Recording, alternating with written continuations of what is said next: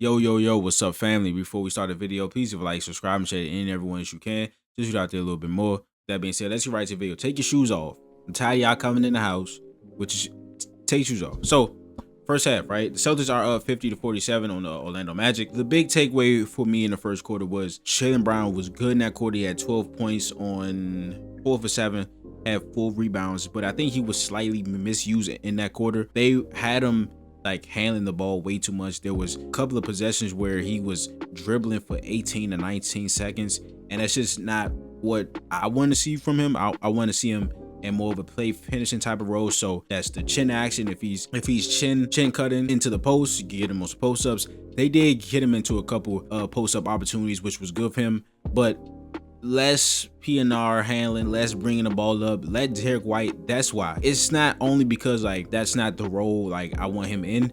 It also takes away from Derek White having the ball in his hands. Derek White only had 1 shot attempt in the first quarter. What did he end with? Didn't really like his involvement level in that. In the second quarter, he shot 3 shots. So I just want to see more Derek White handling the basketball, if that makes sense. Orlando was really physical in the first quarter. There was not a lot of KP. We tried to get KP going in the first quarter. They were just really physical off the ball. So those ram action sets, the sets where we try to get him switched onto a small guy so he can post up. He couldn't get deep post up positioning because they were just so physical off the ball, just holding him. Yes, holding him. But can't really complain about the fouls. I love the physicality in this game. I didn't think there was anything out of the ordinary, except for a play that happened in the second quarter. Of course, we get to that. The Magic were 9 for 20 in the first quarter. We were 15 for 19, which is 26%. We were 3 for 9 from 3. They were 2 for 7. We were 2 for 10 on 2s. So missing layups, missing mid-range jump shots, stuff in the paint was a problem in the first quarter. Like I said, JB had 12 points and 4 rebounds. KP was 0 for 4. A lot of that was due to the physicality by Orlando. We had 15 rebounds in the first quarter. We had 4 offensive. The Magic had 10 rebounds, had 0 offensive. Paulo had 8, 5, and 2 on 3 for 7. So the second quarter, immediately what popped all the pages that the Celtics were using KP a lot more effective in this quarter. And he sort of adjusted to the physicality, and the Celtics like ran a couple things that had him in those situations where like he still was not getting like deep post up positioning. The pick and pop was open, right? He was getting to the free throw line, posting up, pump faking, and the free throws were a huge part of this first half, especially for the Celtics. I believe they were 18 for 23 from the line. Orlando, we gave Orlando extra points, which we should not be doing. They only shot 3 free throws in the first quarter. They were 5 for 8 in the second quarter, so we have to do a better job of defending without fouling. And so there was a point where the Celtics went on a 9-0 run. We got up 37-26, and then Orlando's went on their own 9-2 run. After that timeout, they called a timeout after our run, and they got 3 straight paint buckets. Franz had 7 straight points. There was a play where they ran elbow rip, and Corey Joe, he curl cut it, and they had Carter Jr. in the short corner. He caught the ball, passed to Carter Jr., got a dunk. I believe Franz drove to the rim. Nobody stopped him. And then he drove to the rim again and got an and one. So it's just small stuff like that where we need to just guard better for a team that we're not really worried about them shooting the ball. They should not be getting 3 to 4 open paint touches or drives to the paint. Yeah, I said have to guard the ball better. I put it's getting chippy. So that was the KCP Al Horford thing, and Jaylen Brown stepped in front of KCP. So playoff basketball, I love it. What else we got? We got gave Orlando extra points here at the rim, at the line. We need to stop fouling them. We were 19 for 23 on the free throws, and KP had 12 points in the second quarter. So he dominated from the free throw line in that second quarter. Real methodical like approach. Again, I said this in my preview of this series. These are the 2 slowest paced teams in the NBA. So it's not going to be a whole lot of 120 point games from the Celtics.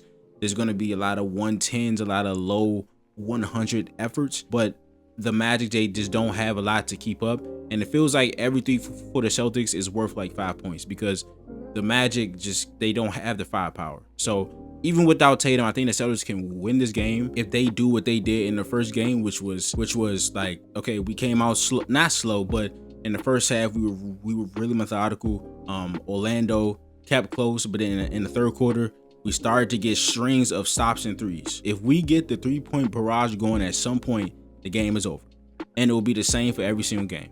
Unless Orlando comes out and hit 15 to 23s, the moment we get the 3-point barrage, it don't even have to be a barrage. It could be It could be a string of a stop, a three, a stop, a score, a stop, and a three, and they won't overcome it. If we just steady the ship, they will not overcome it. So again, good defensive game plan. We're going under a lot of screens because we want them to shoot threes. Keep milking Kristaps Porzingis in the post up, in the switches, in the pick and pops. Try to get him some more open three opportunities, but if not, keep getting him to the free throw line.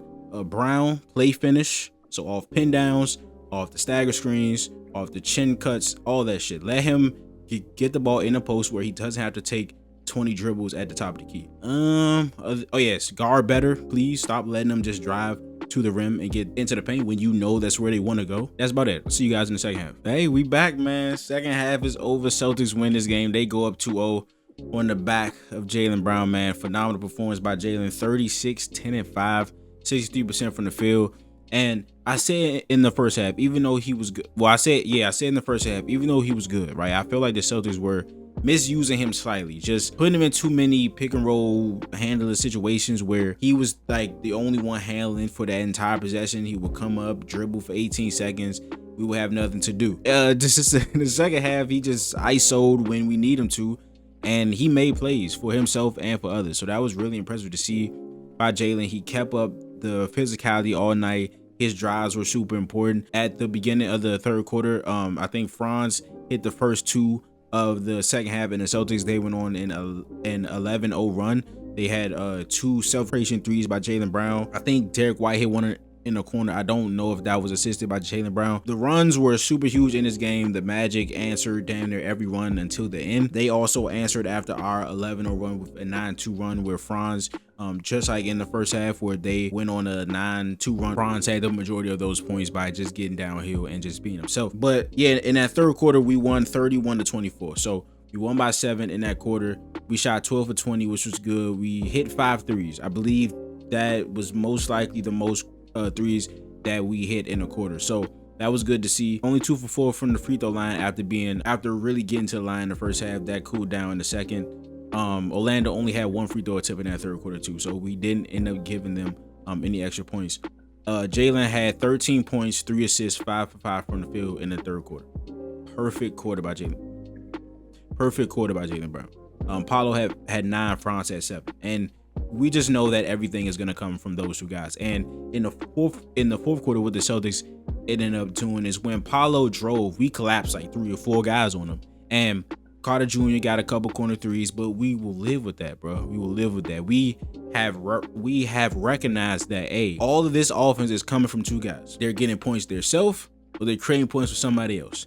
Paulo should have easily had about 12 to 13 assists in this game. He only ends with 7, even though he had a phenomenal game. He gets to where he wants with his size, and no matter how many guys the Celtics send to him or who's guarding him, he still has the size and the strength and the skill to, score the basketball. Franz is also a guy that just gets downhill at will, and so on and so forth. KCP, good riddance, buddy. Hopefully that doesn't come back to bite us when they go back home. But what did he have? 3 points. Yeah, man, that fourth quarter, Jaylen Brown made plays. Paulo started really hot in that fourth quarter. He had his little takeovers, the 6 points early on, and then the no look pass to Goga, who I thought was cool in his time. Even though the Celtics, they hunted him like a backup cornerback when he came in the game. But nah, man, Jaylen Brown, like, there are still some plays where it's like we gotta chill on him dribbling up the court and stuff like that. But that was few and far between, bro. That was few and far between. There was 1 in the first half, and there was 1 in the fourth quarter when the Magic switched up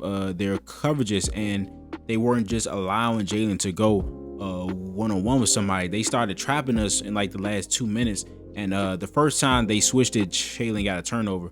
But other than those 2 plays, like, he was, of course there's going to be some over dribbling and stuff like that, but he is finagling his way through the defense. He's trying to create for himself and for other people, and he just had a phenomenal game, man. Really efficient game for Jaylen Brown, scoring wise and just on the offense side of the ball.